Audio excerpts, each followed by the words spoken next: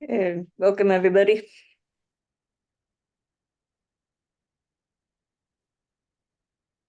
Thank you, Emily.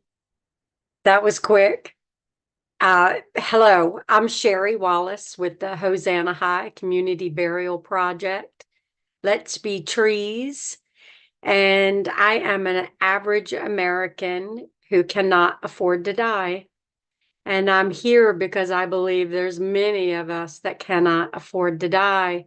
And I've been working on this project to reform the funeral industry so regular Americans can be buried instead of forced cremation, instead of having to take out bank loans or do crowdfunding in order to lay their family members to rest. There's very simple answers, and I want to share them with us. So, my question to you is, can you afford to die? I've heard that all my life. We can't afford to die. I can't afford to die. I remember my grandfather saying that. I can't afford to die. But it's true. We can't afford to die. And I'm wondering, are people choosing cremation over burial because of costs? And if so, how inhumane is that? Current funeral practices are unsustainable for regular people. The average funeral is $12,000. Most Americans don't have $1,000 in savings. So I ask again, can you afford to die? I can't. And this system won't fix itself. No one's going to fix it for us. So someone had to do it. And I did. So I am an average, regular American. And I went back in time to see if I could find the answers to fix this national injustice. And I recalled three things. One, I recalled nonprofit cemeteries, uh, which most churches are considered a nonprofit cemetery.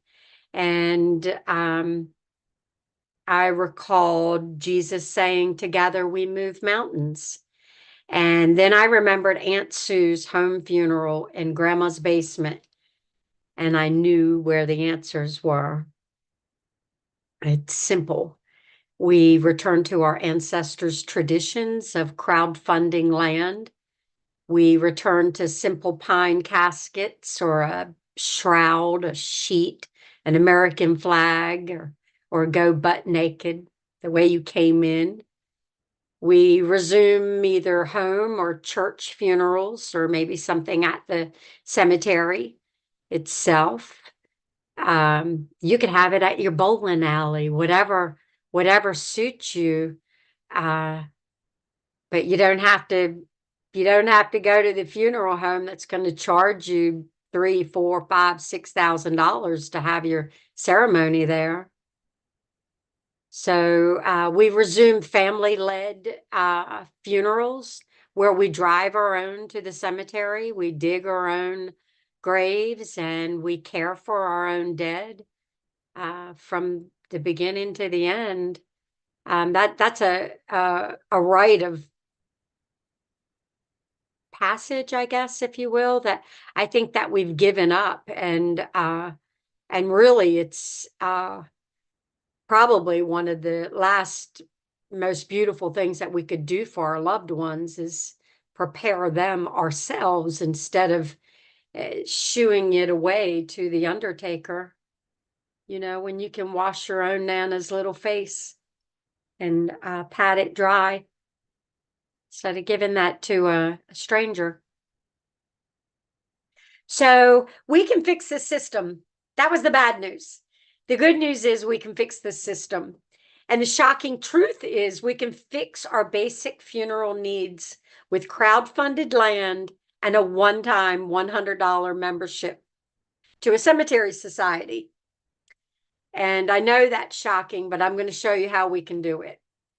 So what we're looking for, we need 50,000 people to come together with us, and we're going to change history. We're going to transform funerals from profit to nonprofit for our families. The only thing out of the ordinary, instead of buying 20 acres at the end of a cornfield, I suggest we buy lovely estates or mansion on earth. And the Elgin Mansion, which is right here behind me, is $3,200,000. It's 300 acres, gently rolling, beautiful, absolutely beautiful. It's it's a 1827 mansion in Macon, North Carolina. It's on the National Register of Historic Places, and we can use it for our burial needs, small events, and even overnight stays. And you can think of it as the country club for your final resting place. And it is true. We do hope to liven up the death care industry. Hosanna High Community Burial Project is what many call the perfect cemetery society, where we're going to be doing death differently, as Beth Ann Duval likes to say. And no longer are we going to be faced with a lonely cemetery on the hill. We'll have a thriving society of like-minded members who can come together to change the future for their families. And together we crowdfund this 300-acre estate to become the country's first largest private 501c7 cemetery society. It'll be owned and operated by the membership with an elected board of directors, volunteers, and contractors. So we have 1 year to raise $5 million. And I say 5 million, the property's 3.2 million, but we need money to run with, right? So if 50,000 of us come together with $100, that's 5 million.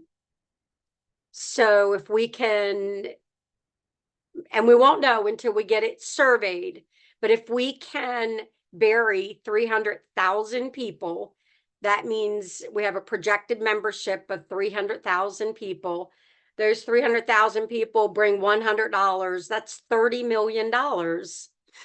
So we don't need $30 million. The concept is that we can invest 20 million to pay back dividends, and our funerals can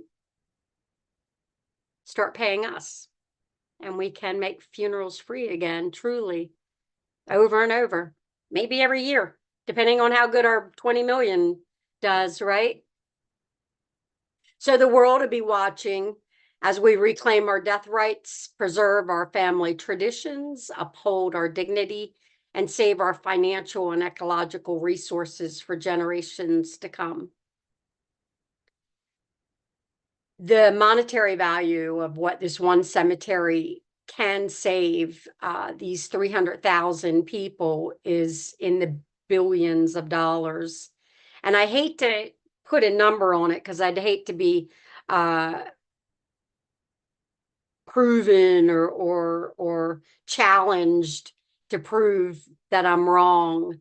But if the average funeral is, say, $10,000 for easy figuring, everyone knows it's more than that.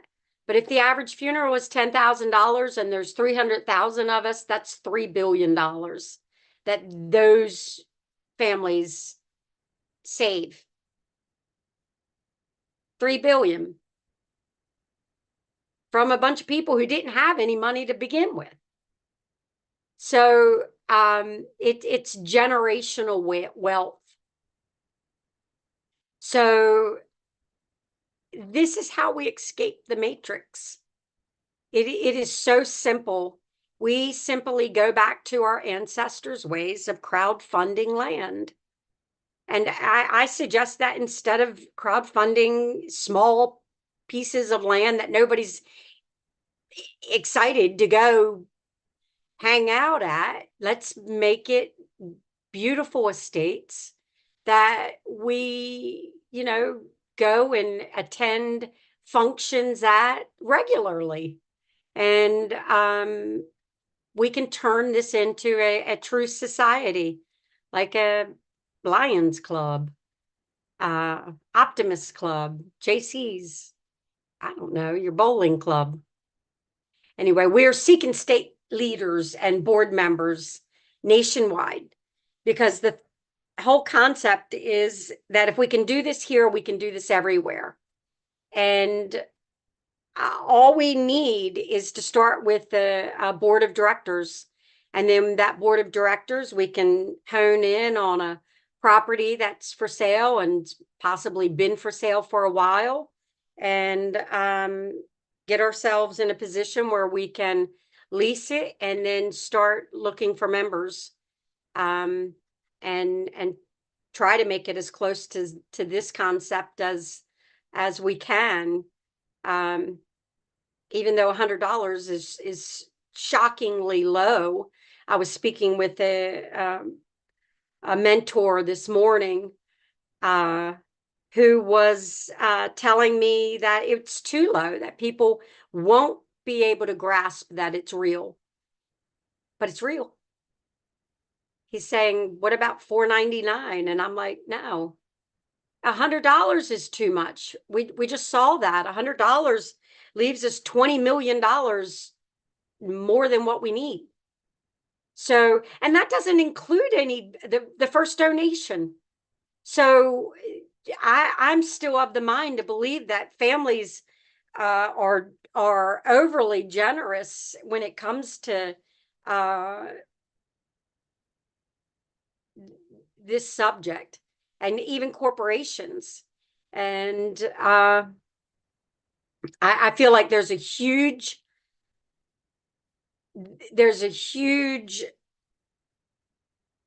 opportunity to bring corporate responsibility to communities, especially in light of the recent medical mandates that these corporations insisted their employees adhere to. And I feel like these corporations really owe it to their employees. There, that's about as nice as I could say it. So we are seeking 50,000 people to come together in and around Macon, North Carolina, to crowdfund the Elgin Mansion. And once we get 50,000 people, we'll go to settlement together and buy it as a nonprofit. It won't be owned by me, not owned by you, but owned by the society, and not to benefit any one person. And that's the way I feel funerals always should have been.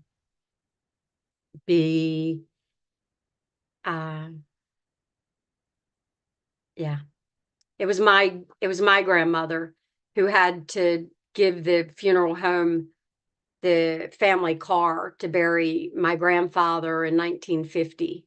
She was pregnant with their 13th child when my grandfather died. So she was, 13 children and walking. Just a few years ago, my sister's husband died, and she had to do a GoFundMe to raise the money to bury him. And I'm saying the system's broken, and I'm saying no one's going to fix it for us. And I believe that I have the cure here. The fix is to come together, join together. Doesn't have to be with this society. It can be anywhere. But find a bunch of people, buy a piece of land, and take control of your family's death rights. There's a lot of people who want to say, oh no, there's regulations, you can't do that. That's incorrect. Your church doesn't have any special uh, uh, training, if you will, to run a cemetery. They they do what our grandparents used to do. They dig a hole, they lower you down in it, and they be as respectful as possible. And you can do that on your own. Just follow whatever rules are out there, and they're little, very few, very few. So the naysayers who say it can't be done are wrong. I've been looking into this for years now, and I know they're wrong. You don't have to be embalmed. You don't have to have $1,000 worth of flowers. You can pick a daisy. You don't have to have a $6,000, $10,000 coffin. You can wrap up in a foreign American flag.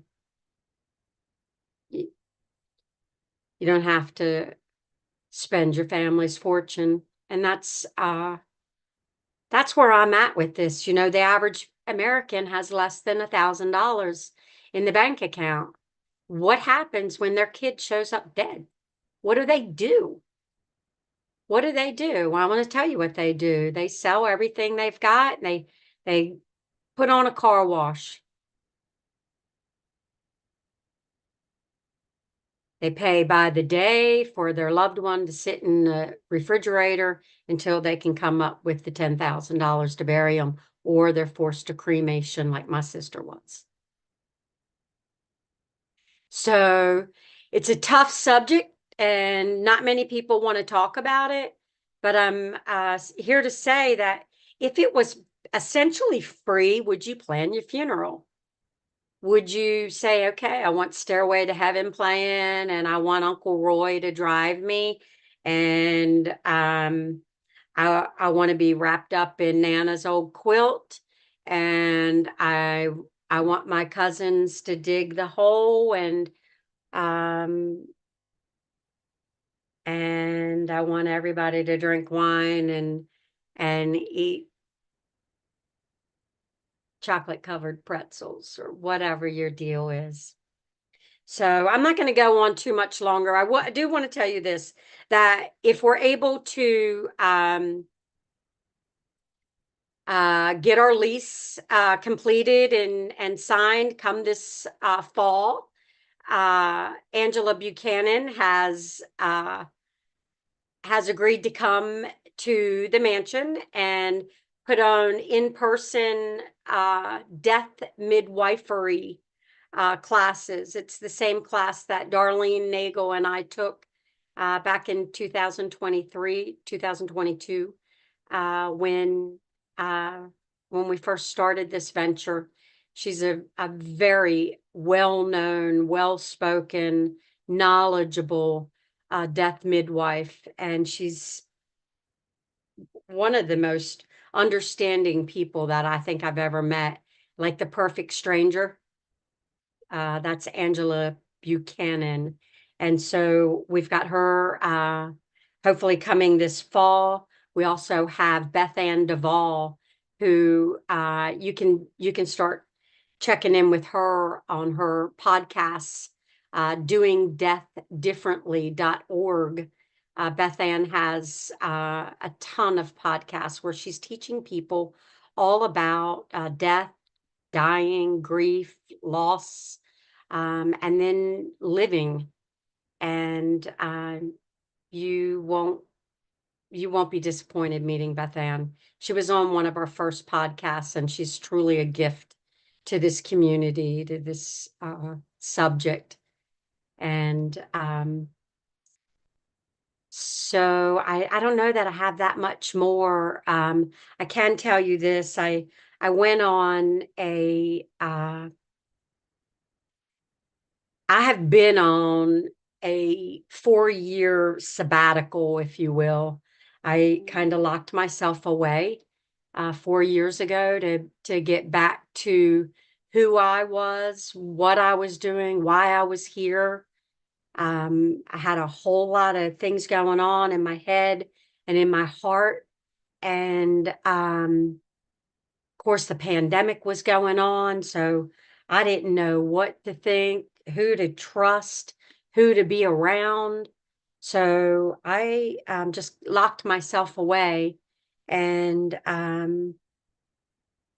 I found Jesus Christ, who has been instrumental in teaching me why I am here, and that I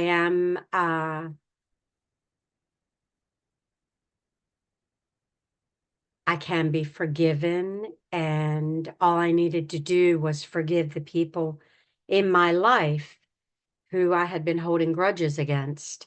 And so when I did that, uh, pretty much instantaneously, he gave me this gift to give to the people. And every step of the way, I've been kicking and fighting and screaming and asking, how on earth do you expect me to make funerals free? And then he just told me, and I'll just share it with you. I said, how do I make funerals free? And he said, well, give them free wills. So I found freewill.com. It's on the website resource page.